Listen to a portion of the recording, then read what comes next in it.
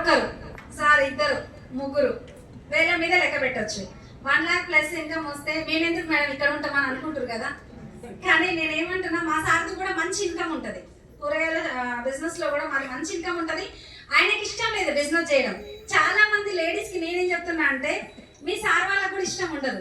Yes sir no? మా sir కూడా first business వద్దు, ఉన్న బిజినెస్ సరిపోతారేవా, ఆల్రెడీ బ్లౌజులు కుడుతున్నావు, కుట్టిపిస్తున్నావు, నేర్పిస్తున్నావు, తర్వాత శారీస్ అమ్ముతున్నావు, తర్వాత చిట్టీలు చేస్తున్నావు, ఇప్పుడు ఇవి సరిపోవని చెప్పేసి మళ్ళీ ఇంకో బిజినెస్ పట్టుకున్నావా అని చెప్పేసి అనడం జరిగింది అనమాట. కానీ ఏంటి అని అంటే, వెస్టీజ్ చూసింది ఎవరు? నేను. విన్నది ఎవరు? నేను. ఇక్కడ డెప్త్ ఉంది అంటే 3 generations అని చెప్పారు కదా. సార్కి చాలా చాలా నీట్ గా ఎక్స్ప్లెయిన్ చేశారు, చాలా క్లియర్. ఒకసారి గీతం విక్రమ్ చెప్పారు కదా, 3 generations వరకు ఇన్కమ్ ఉందని చెప్పారు. కానీ నాకు అర్థమైంది నిజంగా ఇందులో వర్త్ ఉంది అని చెప్పేసి నేను డ్రీమ్ చేసిన, ఖచ్చితంగా వెస్టీజ్ చేయాలని చెప్పేసి ఖచ్చితంగా డిసైడ్ అయినా. కానీ మా సార్ దగ్గర ఇక్కడ చాలా మంది లేడీస్ ఒకటే, మీరు డిసైడ్ అయ్యేది కొద్దిసేపు ఓపెన్ మైండ్ తోటి ఇక్కడే పెట్టండి. మీరు చెప్పాల్సింది చేయాల్సింది ఏం లేదు. సార్ వాళ్ళు వద్దన్నా కానీ అవకాశం చూసింది మీరే. కాబట్టి ప్రతి ఒక్కరు ఈ వారం మీరు ఒక్కరు వస్తే నెక్స్ట్ వీక్ ఏంటి అంటే మీ సార్ని తీసుకొని రండి. సార్ వాళ్ళు ఒక్కరు వస్తే ఏంటి అని అంటే మేడంని తీసుకొని రండి వచ్చే వారం. ఇక్కడ ఎవరితోటి ₹1 డబ్బులు పెట్టమనిలే, కట్టమనిలే, కట్టిపియమనిలే. ఏ సార్ ఇంకా మీ డౌట్లు ఏంటి అని అంటే, ఇదేమైనా చైన్ సిస్టమ్ ఏమో, ఎంతమందిని ఇరికించాలనో, ఎంతమందితోటి కట్టించాలనో, ఇట్లాంటి డౌట్లన్నీ చాలా మందికి ఉంటాయి.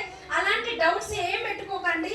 ₹1 కూడా పెట్టుబడి లేదు. మన పెట్టుబడి ఏమైనా ఉంది అంటే మన ఖర్చు, మన ఖర్చులు మనకు పెట్టుబడి. Yes or no? మనం ఏదో ఒక సూపర్ మార్కెట్ లో ప్రోడక్ట్ కొనుక్కోవాలి, ఏదో ఒక కిరాణా షాప్ లో ప్రోడక్ట్ కొనుక్కోవాలి. ఆ షాప్ చేంజ్ చేసి మనం ఏం చేస్తున్నామంటే వెస్టీజ్ షాప్ లో కొనుక్కుంటాం. ఎందుకు అనంటే మంచి ఆర్గానిక్ ప్రోడక్ట్స్, మంచి ఆర్గానిక్ ప్రొడక్ట్స్. దాంతో పాటు ఏంటంటే 10 to 20% discount, cash back, offers, benefits. EEE product. EEE అంటే ఎకనామికల్లీ, ఈకో ఫ్రెండ్లీ, ఎఫెక్టివ్లీ. పర్యావరణానికి ఎటువంటి హాని చేయని ప్రోడక్ట్, బయోడిగ్రేడబుల్. అంటే ప్రోడక్ట్స్ అనేవి చాలా ఎక్సలెంట్ ఉంటాయి. ఇప్పుడు దాకా మనకు ఫీడ్బ్యాక్ కూడా ఇచ్చారు, వాడిన వల్ల ఫీడ్బ్యాక్ అంటే ఎంత రిజల్ట్ ఉంటే మనకి ఇన్ని గ్యారెంటీస్ ఇస్తున్నారు. వెస్టీజ్ 20 years కంప్లీట్ చేసుకొని, 20 సంవత్సరాలు కంప్లీట్ చేసుకొని 21వ సంవత్సరంలోకి అడుగు పెట్టింది వెస్టీజ్. మన సెకండ్ అంటే ఆలోచించండి.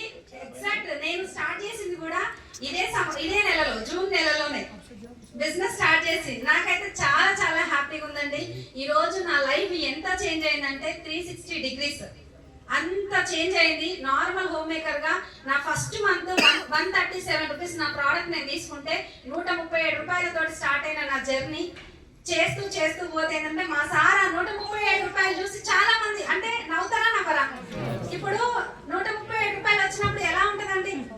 చాలా ఇబ్బంది అనిపిస్తుంది కదా. నేను చాలా, నాకు పూర్ణిమ మేడం ప్లాన్ ఎక్స్ప్లెయిన్ చేసినప్పుడు ఏంటి అంటే, మేడం ఇన్కమ్ వచ్చేసరికి 39,000 చేంజ్. నేనేమనుకున్నా అంటే, ఆ 39,000 చేంజ్ అని చెప్పింది కదా, తొందరలో కార్ తీసుకోబోతున్నా మేడం అని చెప్పింది కదా, సరే 39,000 9,000 రాకపోతాయా అనేమో నేను స్టార్ట్ చేసిన. నాకు వచ్చింది ఫస్ట్ నెల ఏంటి అని అంటే ఎవ్రీ మంత్ 9th. ఈ రోజు డేట్ ఎంత?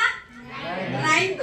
ఈ రోజు ఏంటి అని అంటే ప్రతి రోజు అంటే మనకు పండుగలు ఎప్పుడప్పుడు వస్తాయి. మనకు వెస్టీజ్ లో ఉన్న వాళ్ళకైతే ఎవ్రీ మంత్ 9th పండుగ, తన 9వ తారీఖు పండుగ. ఇదే ఎగ్జాక్ట్ ఇదే డేట్ రోజు నాకు మేడం ఫోన్ చేసిరు, మేడం ఇన్కమ్లు వచ్చినాయి మేడం, ఫస్ట్ మంత్ అనమాట, ఇన్కమ్లు వచ్చినాయి మేడం అని నాకు ఫోన్ చేసిరు.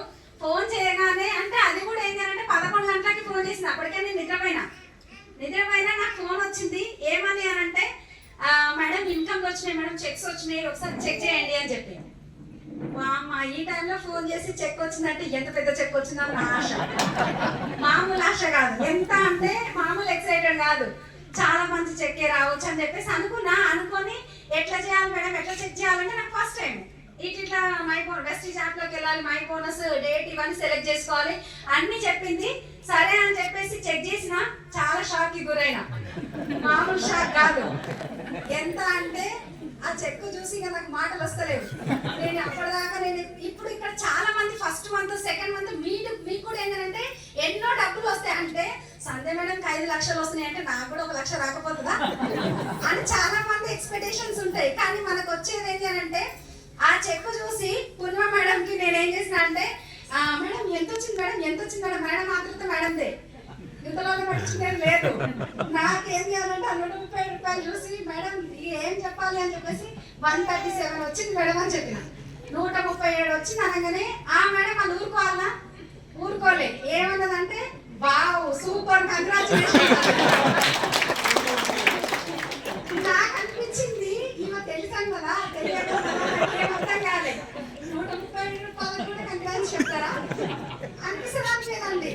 స్టార్టింగ్ నాకు అనిపించింది నా మైండ్ లో వెంటనే ఏంటంటే ఒక బ్లౌజ్ కుట్టుకుంటే 200 వస్తాయి. మా సార్ మా పిల్లలు ఒక్కటే నవ్వుడు అనమాట పక్కన కూర్చొని, ఆహా ఈ బిజినెస్ అంటే ఈ ఇన్కమ్ కోసమేనా నువ్వు కొత్త బిజినెస్ స్టార్ట్ చేసింది అని చెప్పేసి, దీంతోటేనా మమ్మీ మాకు కారు కొనేది, దీంతోటేనా మనకి ఇల్లు కొనుక్కునేది, ఇవన్నీ హేళన అనమాట. మా సారు ఆ చెక్కు నా ముఖం 2 చూస్తున్నారు అనమాట. ఇక సరే అని చెప్పేసి ఊరుకున్నా. సరే మేడం అని చెప్పి పెట్టేయడం జరిగింది. కానీ కొంచెం డిసప్పాయింట్ అయినా. ఫస్ట్ ఎవరికైనా తెలియదు కదా, మీరు కూడా డిసప్పాయింట్ అవ్వచ్చు ఫస్ట్ చెక్స్ కి. కానీ అదే 137 రూపాయలు చూసి అక్కడే ఆగిపోయింటే, ఆగిపోయిన వాస్తవానికి అప్లై ఏంది అని అంటే మళ్ళీ వచ్చి మా ఇంటికి, మళ్ళీ ఎందుకు వచ్చి వీళ్ళు అని చెప్పేసి మళ్ళీ అనుకున్నా. ఈ బిజినెస్ లో వద్దు మేడం అంటే మళ్ళీ ఎందుకు వచ్చి, ఈసారి వాళ్ళు రాలే. ఈసారి ఏం చేసినంటే ఆంజనేయ సార్, శ్రీనివాస్ సార్ ఎన్నిసార్లు ఫోన్ చేసినా నేను ఫోన్ ఎత్తాను. ఇక ఇంకెందుకు ఎత్తుతా, వచ్చింది 137, దానికోసం మళ్ళీ ఫోన్ ఎత్తుతానా, ఇక ఎత్తట్లేదు. ఇక వీళ్ళు బాగాలేదని చెప్పేసి అటు ఇటు చేసి ఎట్లా మేడం మీరు టీవీ పెడితే బాగుంటది మేడం, మీ టీవీ పెట్టిస్తే తాగాలని అనుకుంటున్నాం మేడం అని చెప్పేసి అటు ఇట్లా చేసిరు. ఆంజనేయ సార్, శ్రీనివాస్ సార్ వచ్చిరు. అది మొత్తం మాట్లాడి ఈ ఇన్కమ్ కాదు మేడం మనకి ఇంకా చాలా పెద్ద ఇన్కమ్ అని చెప్పేసి అటు ఇట్లా చెప్తే సరేలే అని చెప్పేసి కొంచెం హోప్ తెచ్చుకొని వర్క్ చేయడం. అంటే నాకు నో చెప్పడానికి ఇబ్బంది ఏమైంది తెలుసా,